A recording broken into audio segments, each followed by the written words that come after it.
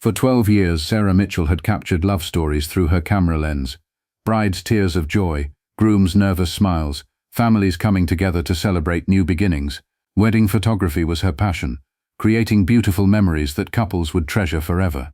What her clients didn't know was that the woman behind the camera had spent 8 years as a photojournalist in war zones, and when you've learned to spot danger through a viewfinder, some instincts never fade.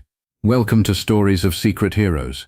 Before we begin this powerful story of hidden expertise and unexpected courage, tell me in the comments, from which city are you watching today? And if you believe stories like this deserve to be heard, hit that subscribe button and help us honor those who protect others in ways we never expect.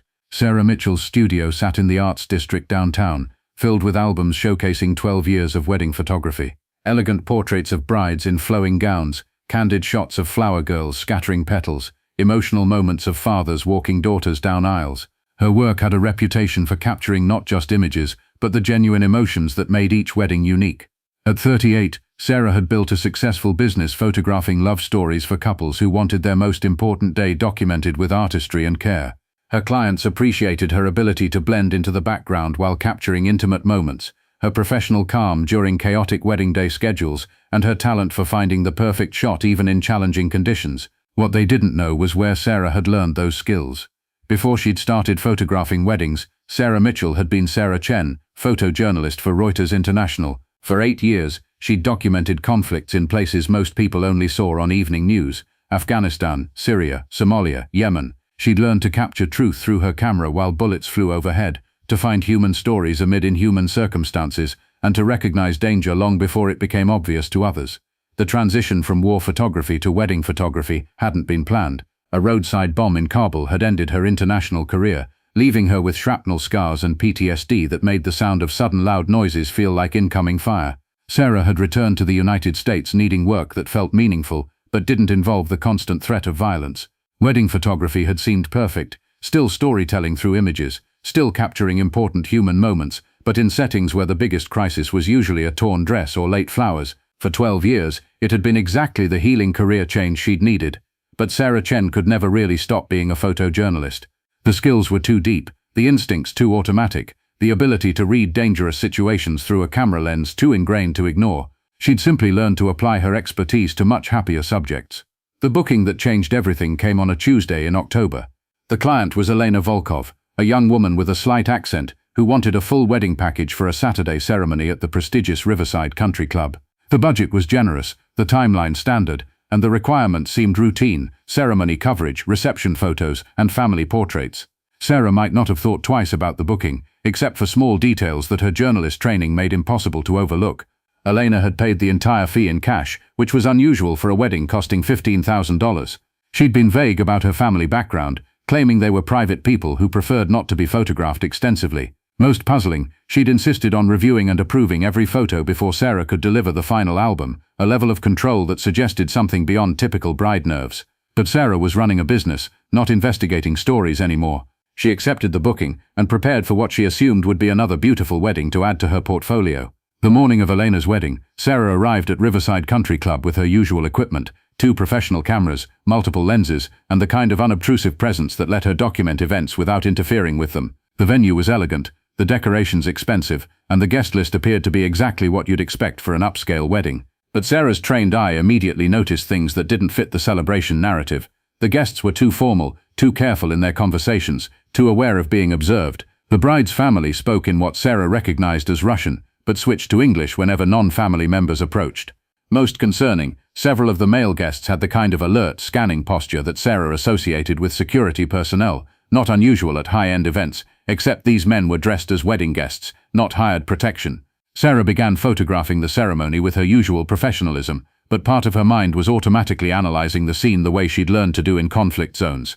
Something about this wedding felt like a performance rather than a celebration, and her journalistic instincts were telling her to pay attention to details beyond the obvious photo opportunities. During the reception, Sarah moved through the crowd with her camera, capturing the standard wedding moments while unconsciously gathering the kind of observational intelligence that had kept her alive during 8 years of dangerous assignments. She noticed that conversations stopped when she approached with her camera and resumed in different languages after she moved on. She observed that the groom, Viktor Petrov, spent more time in intense discussions with specific guests than celebrating with his new wife.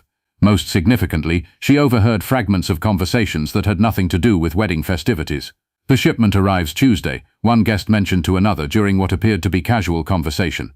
Payment confirmed through the usual channels, someone else said while Sarah was photographing nearby table arrangements. Remember, nothing on paper, everything through family connections, she heard while capturing candid shots of the dancing. Sarah Chen, former war correspondent, was beginning to recognize the patterns of organized criminal activity being conducted at what was supposed to be a wedding celebration. The realization put Sarah in an impossible position. Her journalist training told her she was witnessing something newsworthy and potentially illegal, but she was just a wedding photographer with no official authority to investigate, no clear evidence of specific crimes, and no way to know if her suspicions were justified or if she was seeing threats where none existed. Moreover, Sarah was haunted by memories of stories she'd pursued as a journalist that had put innocent people in danger when her reporting attracted the wrong kind of attention. She'd learned the hard way that investigating dangerous people could have consequences for everyone involved, including sources who trusted her with information, but she'd also learned that ignoring obvious criminal activity because it wasn't her job anymore didn't make the crimes go away, it just meant no one was paying attention when innocent people needed protection. The situation escalated during the reception's final hour when Sarah was capturing the traditional farewell shots of the bride and groom leaving for their honeymoon. As she photographed Elena and Victor getting into their limousine, she overheard a conversation that made her blood freeze. "The girl will be ready for transport by Wednesday," one of Victor's associates said to another guest. "Same route as last time, same contacts at the port." "And if she causes problems?" the second man asked. "She won't be the first to disappear during transport. The buyer doesn't care about damage as long as the merchandise arrives." Sarah continued photographing the send-off while her mind processed what she'd just heard. Transport, merchandise, buyers who didn't care about damage. This wasn't just organized crime, this was human trafficking, and the wedding she'd been photographing was likely a cover for criminal activity that involved buying and selling people. That night, Sarah sat in her studio surrounded by hundreds of photos from Elena and Victor's wedding, trying to decide what to do with the evidence she'd accidentally gathered. The images told two stories, the obvious one of a beautiful wedding celebration and the hidden one of criminal enterprise conducting business under cover of family festivities. Sarah faced the same choice that had driven her out of journalism 8 years earlier: stay safe and ignore what she'd witnessed, or get involved in something dangerous because it was the right thing to do.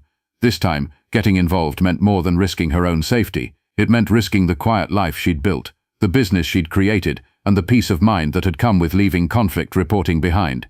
But it also meant potentially stopping crimes against people who had no one else watching, no one else who'd accidentally witnessed evidence of their exploitation.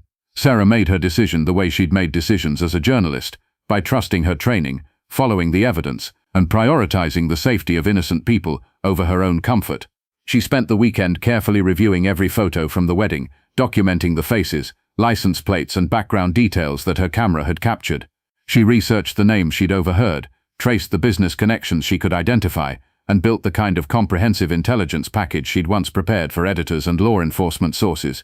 Most importantly, Sarah used her photojournalist skills to create evidence that could support an investigation without revealing how she'd obtained the information. She compiled photos that showed criminal associates together, documented timeline information that could help track their activities, and identified patterns that suggested ongoing criminal enterprise.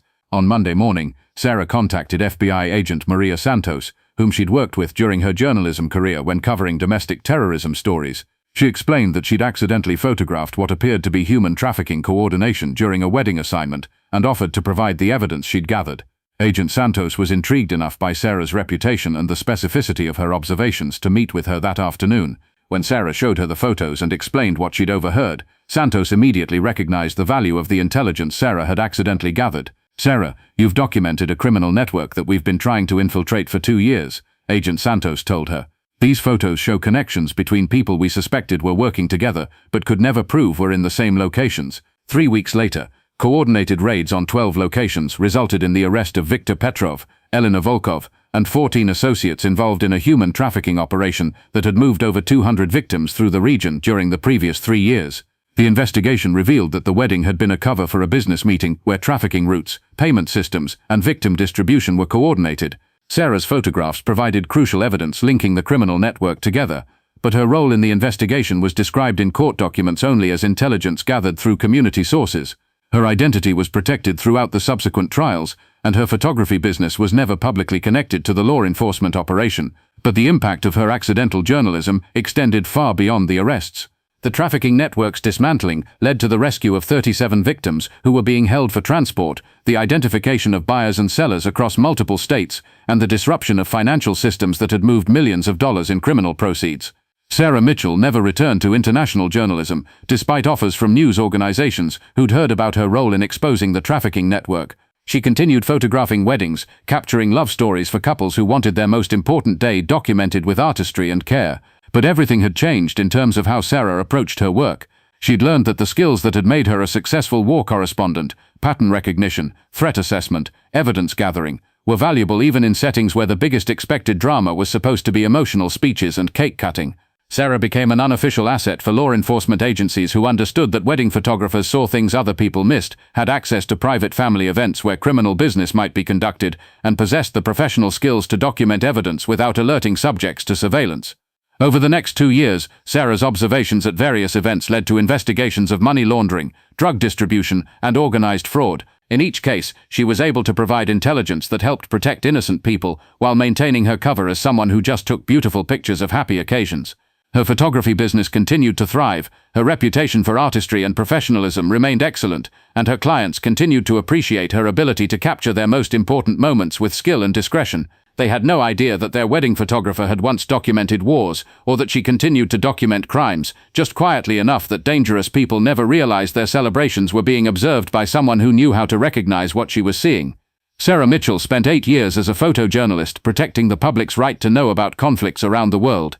Now she spent her days photographing love stories while still protecting people, just with wedding albums instead of newspaper bylines, capturing evidence of crimes alongside images of joy.